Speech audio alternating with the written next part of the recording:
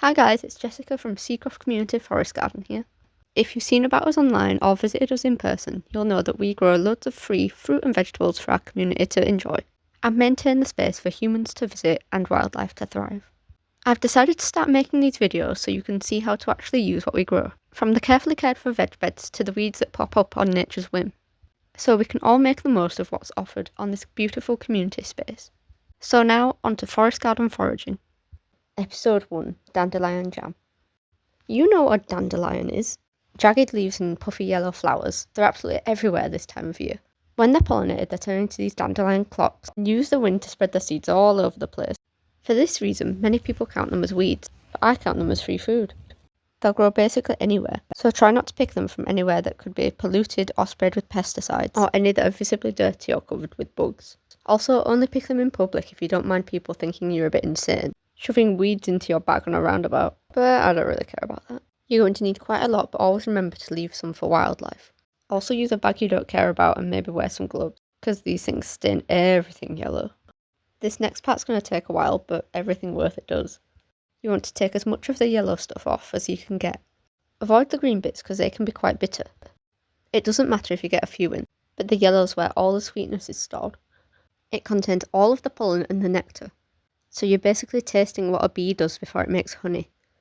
Bees do a bit of gross vomiting stuff in their process, but I don't think I'll do that on this recipe.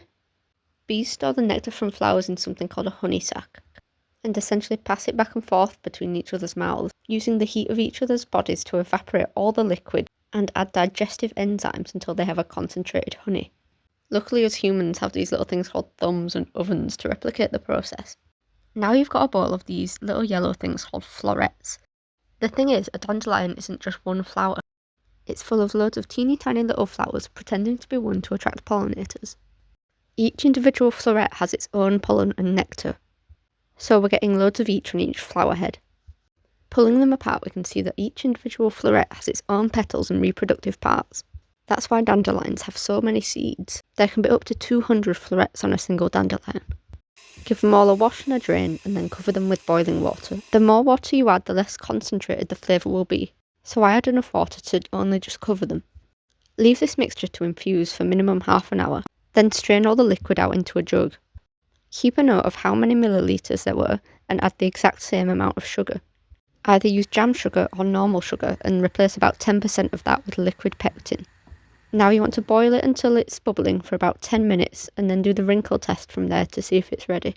Liquid sugar is completely evil, so now carefully scoop out a little bit onto a plate that you've left in the fridge for a few minutes and run your finger through it once it's cooled. If it wrinkles, it's ready. If it runs like a liquid, keep boiling a few minutes more and try again. Immediately take it off the heat and pour it into a sterilised jar. We've boiled off a load of the liquid like bees do, so if you want a full jar, you'll have to collect loads of dandelion heads. You can use the strained florets in something else or compost them, and you can stir a few into the jam if you want to make it look pretty. Whatever you do, let it cool, seal it, and you've got your own jar full of sunshine. It spreads like jam and tastes like honey, and you didn't even have to have a bee spin it. Hope you enjoy, and please do show me how it went if you decide to make some. And remember, foraging isn't all fun and games. There are some rules you have to follow to keep you, us, and the environment safe. These videos are very, very basic guides to give you a glimpse into the world of foraging.